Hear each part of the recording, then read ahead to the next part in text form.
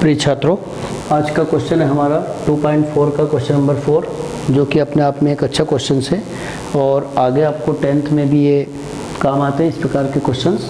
तो यहाँ पर आपको कहा है कि फाइंड द फैक्टर्स या फैक्टराइजेशन करिए, यानी कि गुणनखंड करना आपको। तो सबसे पहला पार्ट है इसका 12x² - 7x + 1। इसमें हम मेथड जो यूज़ करेंगे वो स्प्लिटिंग मेथड, यानी कि स्प्लिट करना है, मतलब जो बीच का पद है उसको हम दो भागों में विभक्त करने वाली मेथड का प्रयोग करेंगे। इसके लिए देखिए मैं बहुत अच्छी मेथड सिखाता हूँ आपको और बड़े आसानी से आप समझ जाएंगे। तो सबसे पहला काम तो आप यहाँ और यहाँ जो नंबर रहता है उसका मल्टीप्लाई कर लें। आप ये रफ कार्य बता रहा हूँ, जैसे 12 × 1, तो यहाँ पर आपका 12 आया। अब इस 12 के लिए आपको दो पार्ट करना है, इस बॉक्स में और इस बॉक्स में हम क्या नंबर डालें कि जो बीच का साइन है यहाँ पर नहीं देखना आपको, यहाँ जो साइन रहता है वो देखना है कि प्लस करने पर क्या आ जाए 7, ठीक है, -7 आ जाए ये भी नहीं बोलना आपको। और अगर यहाँ माइनस होता भी तो इन दोनों का मल्टीप्लाई करते समय उस माइनस को भी हम नहीं लेते। 12 और 1 का मल्टीप्लाई किया मीन्स आसपास के नंबरों का पहले गुना करना है मन में, और 12 आया। 12 के दो पार्ट ऐसे करना है कि ये साइन करने से मीन्स प्लस करने से, अगर यहाँ माइनस होता तो मैं लिखता कि माइनस करने से ये नंबर आ जाना चाहिए। अब इसके लिए थोड़ा सा आपको विचार करना है, उसके लिए भी आपको रटना नहीं है। आप जानते हैं कि 12 के लिए 12 तो आप 1 2 3 4 इस टाइप से अगर 10 तक जाएंगे तो मैक्सिमम क्वेश्चन आपके हो जाते हैं। जैसे 1 का डिवाइड आप 12 में करेंगे तो 1 × 12 आएगा। क्या इसमें 1 और यहाँ 12 रखने से आपका 7 आ रहा है? नहीं, यानी ये फैक्टर नहीं हो सकता है। 2 का डिवाइड 12 में करके देखें 6 टाइम, ठीक है, 2 का डिवाइड 12 में किया 6 टाइम हुआ, तो क्या यहाँ 2 और यहाँ 6 रखें तो 7 आ रहा है? नहीं। 3 रख के देखते हैं, 3 का 12 में डिवाइड किया 4 टाइम, यहाँ अगर 3 रखेंगे या 4 रखेंगे निश्चित रूप से देखिए आप 3 और 4 ऐसे फैक्टर से हैं जो इन दोनों का टोटल भी 7 हो रहा है और इन दोनों का मल्टीप्लाई भी 12 हो रहा है। मीन्स आपने जो बीच का टर्म है उसको स्प्लिट करने का कार्य किया। तो ये फर्स्ट टर्म आपको सेम रखना है। -7 के लिए प्लान किया हमने 3 + 4, ये 3 + 4 साथ में x + 1, इस प्रकार से करना है। यहाँ पर और सवाल देख लीजिए एक बार फिर से, इन दोनों का मल्टीप्लाई करना है। 12 आया था, 12 जो आया उसके दो पार्ट ऐसे करना कि प्लस करने से, अगर यहाँ प्लस है तो प्लस करने पर, अगर यहाँ माइनस होता तो मैं लिखता कि माइनस करने से क्या आ जाना चाहिए 7, ठीक है। और आपको 3 क्वेश्चन से काफ़ी अच्छी प्रैक्टिस हो जाएगी। फिर इस 7 को आपको चेंज हमने जो किया वही लिखना है। 3 + 4 का प्लान किया, आसपास के नंबर से आपके सेम होंगे। अब इसको सॉल्व कर लेते हैं। 12x² - 3 और x तो 3x हो गया। माइनस और प्लस का मल्टीप्लाई आप जानते हैं कि अपोजिट साइन विपरीत चिन्ह जब होते हैं तो गुणा करने पर माइनस ही आता है, यानी कि हो जाएगा 4x और +1। उसके बाद में दो के फैक्टर्स में से कॉमन लेना, जैसे इन दोनों में हम कॉमन लेंगे। कॉमन आपका x तो होगा ही, साथ में कोई नंबर भी हो सकता है, जैसे मैक्सिमम कॉमन लेना चाहिए। कॉमन का मतलब ऐसा कौन सा नंबर है जिसमें हम दोनों नंबरों में या दोनों टर्म में हम डिवाइड कर पा रहे हैं। तो जैसे 3 एक ऐसा फैक्टर है और साथ में x भी है, तो 3 का टेबल बोलिए आप जब तक 12 नहीं आ जाए, 3 4 जाओ, और एक x कॉमन हो चुका है इसलिए एक x और बचा। अगेन 3 का 3 में 1 टाइम और x भी कॉमन हो गया, यानी कि कुछ नहीं बचा मीन्स 1। यहाँ जो साइन रहता है वही आपको हर बार कॉमन लेना है। अब इसमें हम देख रहे हैं कि कुछ भी कॉमन नहीं है, ठीक है। जब कुछ भी कॉमन नहीं होता तो इसको बोलते हैं हम 1 कॉमन है, ठीक है। बचा आपके पास 4x, और जब भी हम माइनस साइन लेते हैं कॉमन तो 100% यहाँ पर जो साइन रहता है वो चेंज हो जाता है, मीन्स -1 हो जाएगा। और ये फैक्टर और ये फैक्टर अगर आपने अभी तक का कार्य सही किया होगा तो निश्चित रूप से आपके दोनों सेम आएंगे, और सेम आने के बाद फिर से कॉमन ले लेंगे।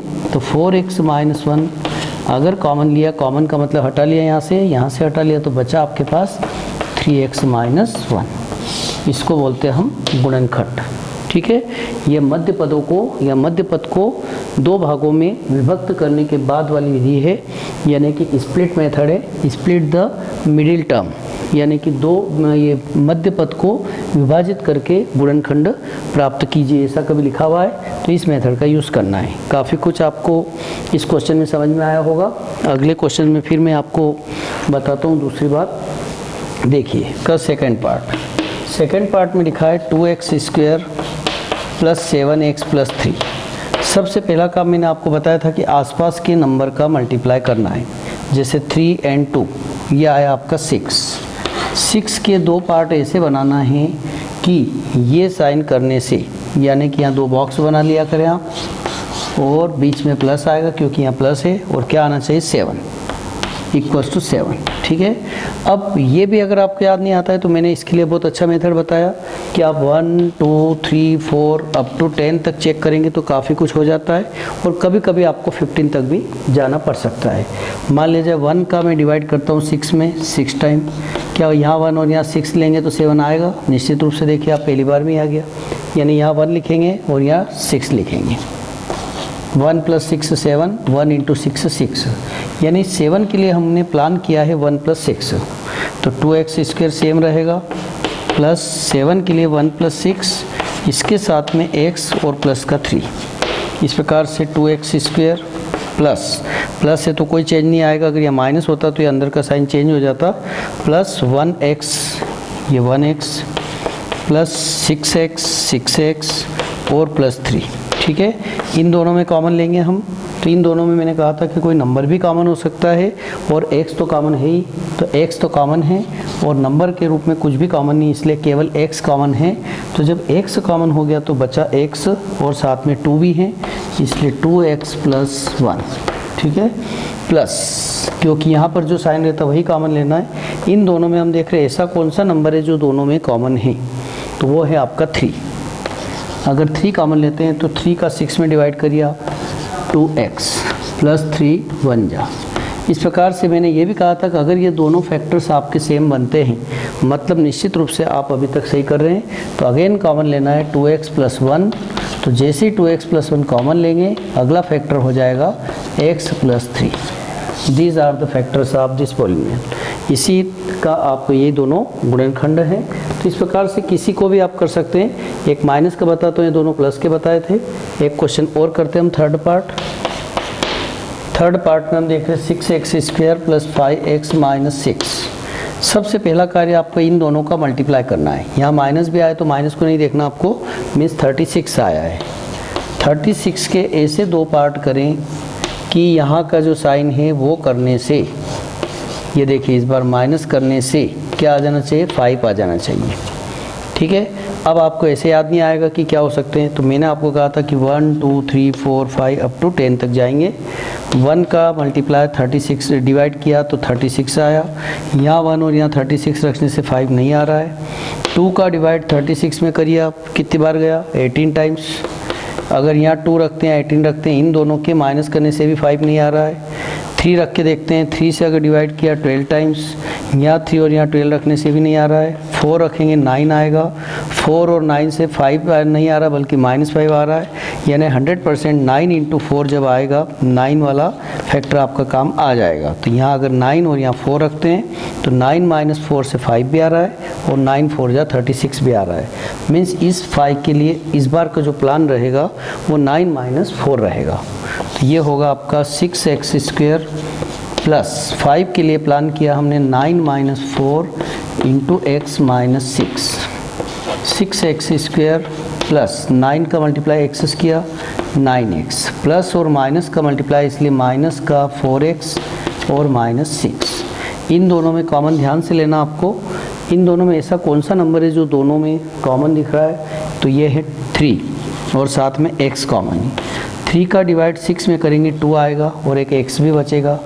3 का डिवाइड 9 में करेंगे 3 टाइम्स, x कॉमन हो चुका है। फिर मैंने कहा था जब कभी यहाँ माइनस कॉमन हो, माइनस हो तो माइनस ही कॉमन लेना है, और अगला टर्म आपका जब भी माइनस कॉमन लेते हैं तो वो प्लस बन जाता है। यानी इन दोनों में क्या कॉमन आएगा, 2।